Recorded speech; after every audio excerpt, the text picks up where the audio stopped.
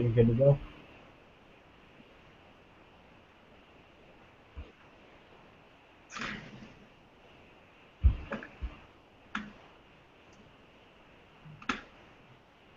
Okay, welcome to the Joint Commission Group. First question, what does accreditation mean? Accreditation is a completely voluntary process, and where the provider organization, they put themselves through to document the quality of care that they provide. And it is the seal of approval for any health organization that is good enough to pass the survey. And to earn and maintain the Joint Commission's gold seal of approval, an organization must undergo an on-site survey by the Joint Commission survey team. And usually that'll take about at least 3 years, and for the labs it's 2 years. So when was it founded? It was in 1917, where Dr. Ernest Codman, he helped lead the founding of the American College of Surgeons, and started out with what's called the Hospital Standardization Program, which is eventually has become now the Joint Commission. And the Joint Commission on Accreditation of Hospitals was formally organized in 1951, where it was a joint effort by the American College of Surgeons and the American Hospital Association. And in this picture, you can see the minimum standard. That was the first page of the standard of the hospitalization standardization program. So I'm sure by now there's about over than 30 pages of that currently. The purpose of a Joint Commission is to improve the quality of care provided by hospitals and to provide voluntary accreditation. And Joint Commission, they evaluate healthcare organizations and they inspire them to excel in providing safe and effective care of the highest quality and value.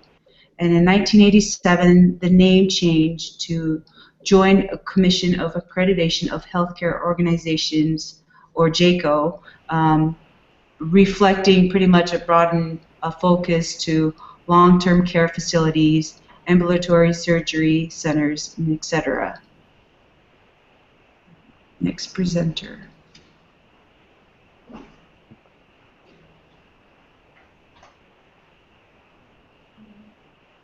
Wait, what?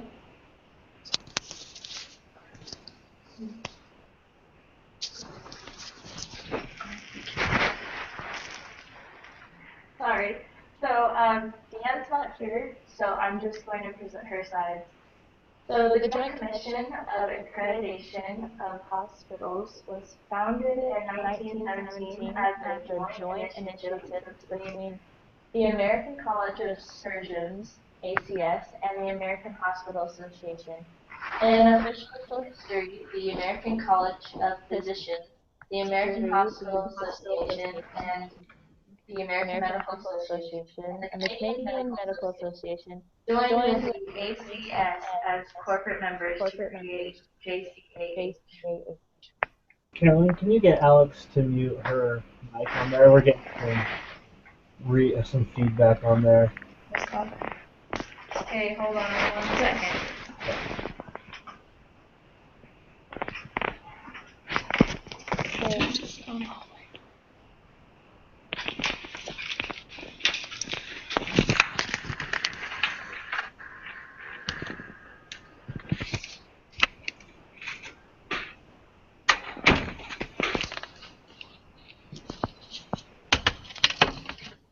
Okay, so she's gone. Oh.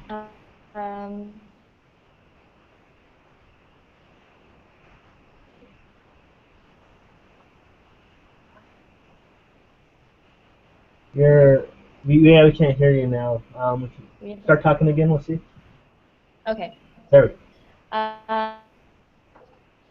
Nations that are eligible for Joint Commission accreditation are hospitals, doctors' offices, nursing homes, office-based surgery centers, behavioral health treatment facilities, providers of health care services.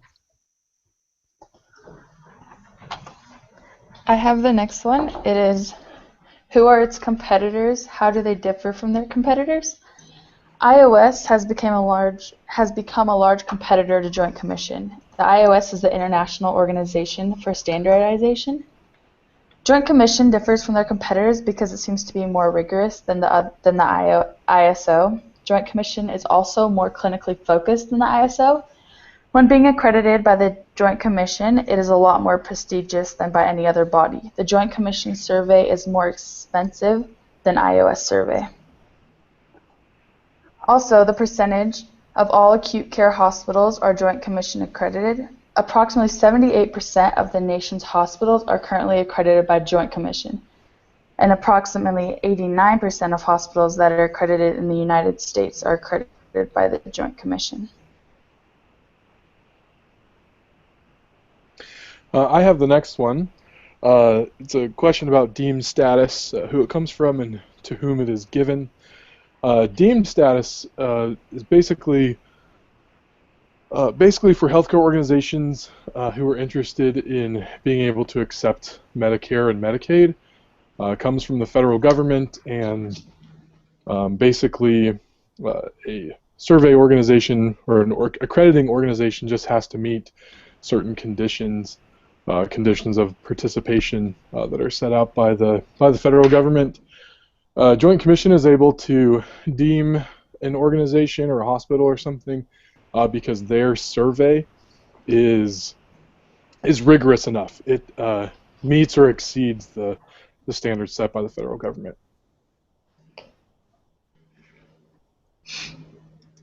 And as far as the process and frequency of Joint Commission surveys, after the initial survey, once they have accreditation status, most organizations receive an unannounced survey every 18 to 36 months. It's a little different for labs and things like that, but hospitals and other healthcare facilities every 18 to 36 months.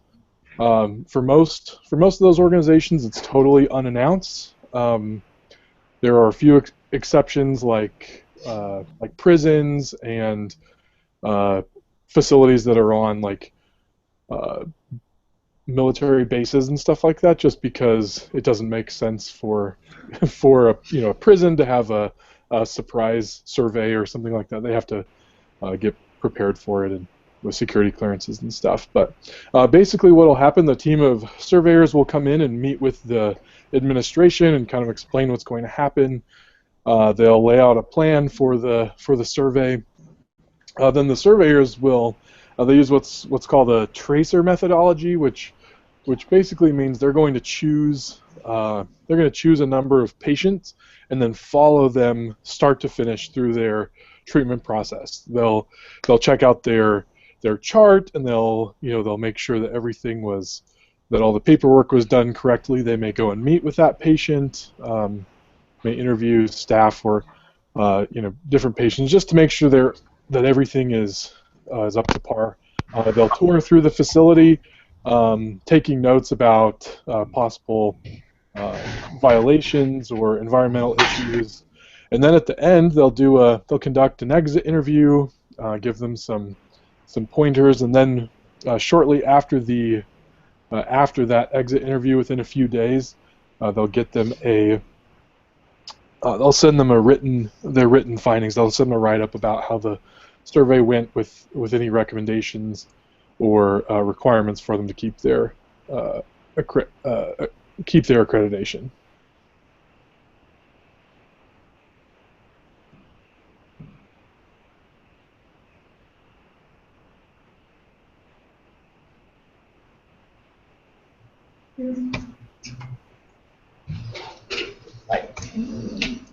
Oh, now it looks right. So we can go back. I'm so sorry.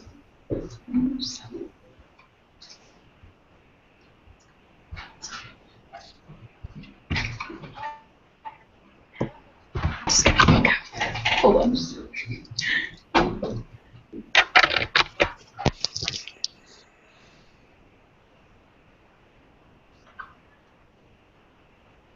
Hey guys, what's happening right now? Is yours working? My screen's always up, but I can't see your face.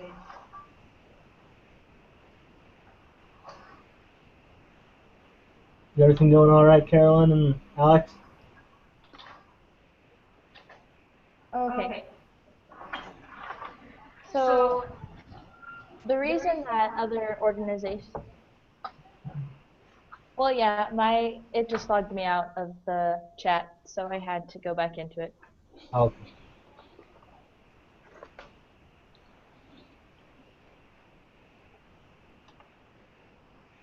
Okay, I think we're okay now. So can I go ahead and get back now? yep, go ahead. Okay, so the reason that other organizations would choose accreditation by another organization other than the Joint Commission that I found was more or less because of the cost. So the costs are for the initial inspection isn't the only thing that they pay for. They also have to pay for the materials that are used for it. And so when DNV and HFAP were new to accreditation, some hospitals were hesitant, but the larger hospitals kind of spoke with smaller ones and gained their accreditation from these other organizations, and they were satisfied with the change. So whenever the larger hospitals, or really any hospital, were thinking of accreditation, they saw that the AHO's expectations exceed the conditions for coverage standards, and so these organizations questioned if they had the human or financial resources to maintain this accreditation.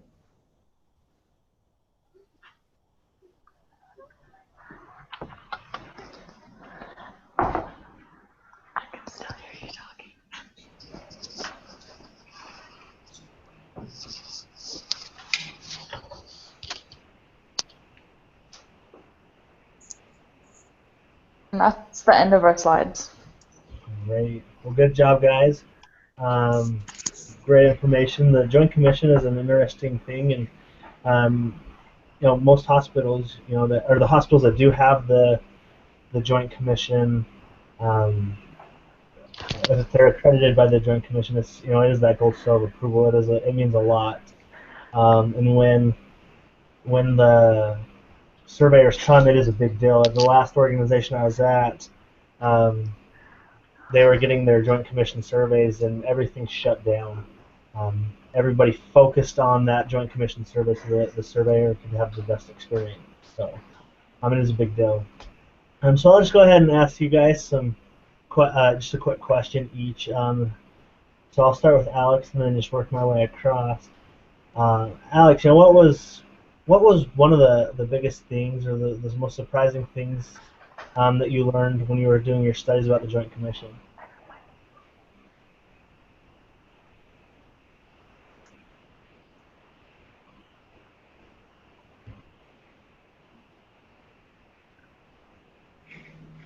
Is she there? Well, yeah. I was in charge of the percents of how many places it accreditates, and I was surprised by rather than other bodies and stuff. Yeah, we can hear you. Sorry. And I was really surprised how many it took control over rather than other bodies. I can't hear you. Great. Carolyn, what about you? What was one thing that you learned, or one thing that was the most surprising for you?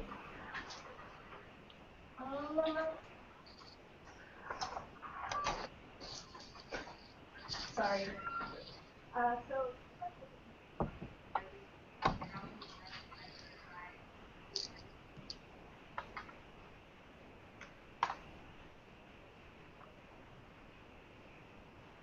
Okay, we're having some issues hearing. That's okay. This question wasn't the most important, so you guys were able to get your presentation. But I'll go to Dan. Dan, what was something that you learned, or something that was really shocking or surprising to you about the Joint Commission?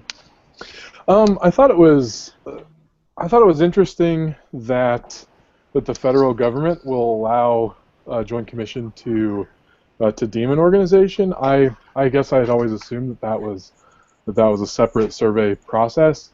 I think that's a huge nod to the Joint Commission. Big pat on their back. Just shows how respected of an organization they really are. If the government will allow them to determine who can accept Medicaid and Medicare, that just seems pretty venerable, I guess. Yeah, no, I agree with you. It's interesting how stringent the qualifications are to be a member of the Joint Commission. They're actually harder than just regular CMS accreditation or state accreditation. So, yeah, I definitely agree. It's a definite pat on the back to them for the quality that comes from their facility that they accredit. Tima, same question. Yeah, I just thought it was so interesting going through the Joint Commission. They've got this awesome history timeline, and just from the beginning, from the date 1917, you can see the different groups that are joining Joint Commission. As the year progresses, you can see like the American Dental Association. I mean, just everyone's kind of joining in slowly, trying to be evaluated by Joint Commission, and sort of just with the previous speaker, what he said with the government coming in. Like, I thought it was so interesting with the Social Security Act. They had amended that required. I mean, this wasn't part of the presentation, but I thought it was just so interesting how the Social Security Act, they amended, or one of the requirements was that the Secretary of the Department of Health and Human Services were able to validate Joint Commission's findings. I just thought it was just so interesting. Great. Well, thank you for that, and thank you, Group 4, for the time that you put into this and the research that you did. We really appreciate the stuff that you were able to share with us today. So I'm going to go ahead and stop the broadcast now.